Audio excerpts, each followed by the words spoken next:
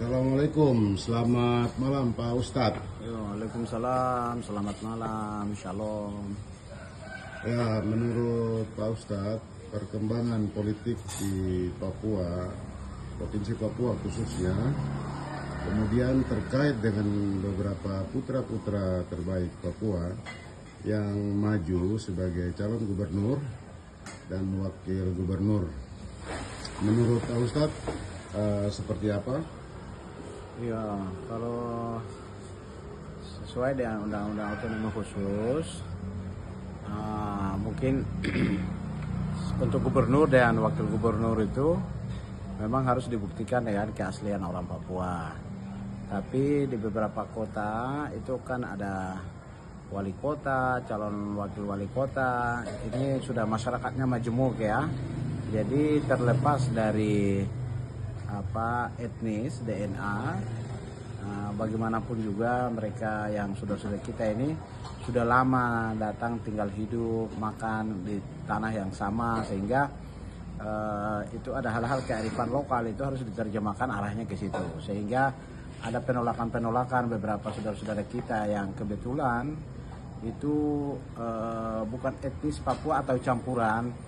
Hal-hal yang seperti ini sebenarnya bertentangan dengan kearifan lokal Papua itu sendiri. Padahal dalam sejarah membuktikan bahwa kearifan lokal itu bagaimana orang Papua menerima kehadiran saudara-saudara kita yang kemudian mereka ingin menjadi orang Papua, dan mungkin secara adat budaya, karena adat budaya itu terdiri dari 4 unsur, 7 unsur ya, termasuk makanan, termasuk kebiasaan hidup dan sebagainya, bahwa mereka itu adalah orang Papua, sehingga mereka secara alamiah, secara adat budaya diterima dan sebagai bagian dari tidak terlepas integral ya dari etnis Kepapuaan itu sendiri. Itu yang mungkin perlu ada kearifan lokal yang kemudian itu pergeseran makna kearifan lokal ini harus diterjemahkan bahwa secara alamiah.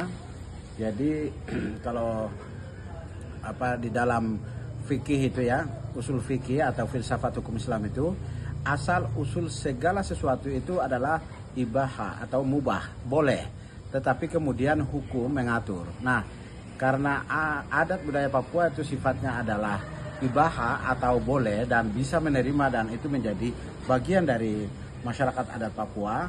Nah, hukum inilah otonomi khusus kemudian mengatur. Nah, mengatur itu ada kearifan lokal di mana kelompok pendatang yang baru itu mungkin yang dimaksud dalam undang-undang otonomi khusus supaya memberikan ruang kepada orang asli Papua, tetapi saudara-saudara kita yang sudah beranak pinak dan beranak cucu di Papua itu sebagai bagian integral, sebagai bagian dari orang Papua yang harus diterima dalam saya dengar Ibu Yani ditolak, itu sebenarnya sudah salah kaprah.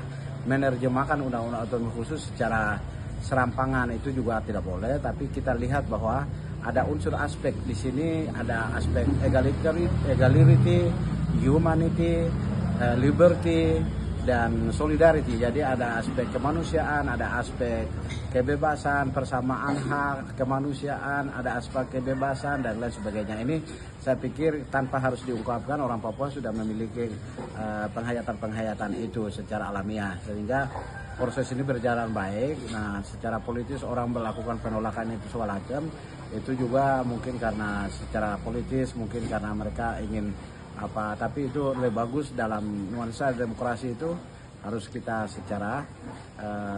secara demokratis menerima perbedaan itu sesuatu yang alamiah. Afurallah.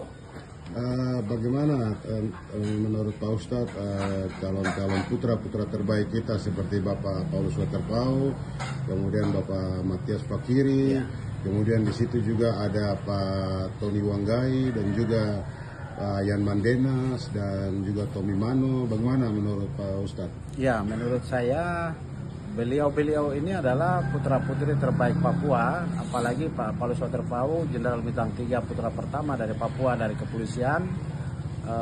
Pak Matius Pakiri, beliau seorang mualaf, seorang muslim Papua, orang asli pertama yang juga adalah jenderal. Jadi saya mengapresiasi kedua tokoh ini untuk kemudian bisa memimpin Papua, karena dengan begitu latar belakang militer ini bisa menjaga teritorial keutuhan negara kesatuan Republik Indonesia, dan mereka tahu tentang bagaimana untuk bisa menyapa masyarakat Papua dengan hati. Saya lihat ada faktor-faktor keberhasilan yang itu dilaksanakan oleh Pak PJ Gubernur Pak Papua Pegunungan macam Pak Dr. Felix Wanggai. Nah, hal-hal ini saya lihat sosok itu juga akan bisa diharapkan muncul dari Pak Matius Fakhiri dan Pak Paulus Waterpauw. Persoalan apakah siapa yang berpeluang, saya pikir sama-sama punya peluang, hanya tinggal bagaimana memenuhi, orang bilang itu syarat ya. Syarat bisa jadi tidaknya itu satu, rekomendasi partai politik. Yang kedua, pasangan yang dipilih sehingga itu dapat mewakili wilayah adat, karena Papua Induk ini kotanya sudah majemuk, tetapi kita berdiri di atas wilayah adat yaitu Tabi dan wilayah adat Saireri, sehingga bisa Pak Paulus Waterpauw misalnya menggandeng putra salah satu dari Saireri, Pak Dr. Tony Wanggai dari NU misalnya. Nah, kemudian Pak Matius Fakhiri juga demikian, ada salah satu putra terbaik juga misalnya akan menggandeng misalnya untuk maju misalnya dengan Pak Tommy Mano. Itu akan menjadi proses yang lebih baik untuk proses, katakanlah semacam proses politik education, yaitu politik bagaimana pendidikan politik ke depan itu secara sehat, secara kompetitif, dan itu secara berkeadilan untuk menciptakan Papua yang lebih baik.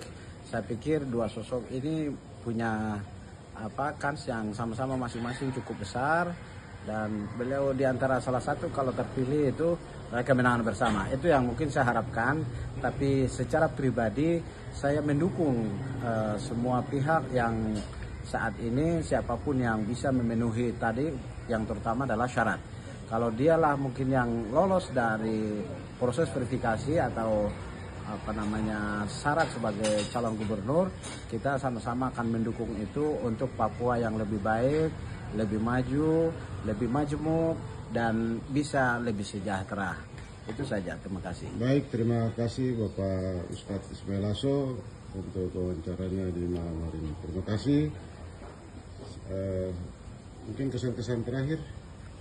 Kesan terakhir saya jujur ya sangat mengapresiasi ya dua jenderal ini, dan itu harapan kita rakyat Papua khususnya karena ini provinsi induk, sehingga kedua sosok ini saya mengapresiasi. Mudah-mudahan di antara salah satu itu bisa memimpin Papua ke depan untuk membawa kita ke hal yang lebih baik, lebih adil, lebih merata.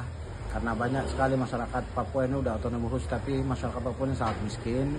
Oleh sebab itu kita berharap kedua jenderal ini bisa membawa perubahan-perubahan itu supaya lebih kepada keadilan ekonomi, terutama pendidikan, kesehatan. Dan saya berharap pendidikan di Papua ini harus tanpa biaya, dipungut biaya. Bisa pendidikan itu seluruh gubernur, seluruh 5 gubernur, seluruh para bupati, wali kota membebaskan biaya pendidikan, karena itu tolak ukur dasar maju tidaknya sebuah bangsa itu pendidikan. Jadi pendidikan, semua biaya pendidikan dibebaskan dari sekolah dasar sampai SMA, itu harapan saya.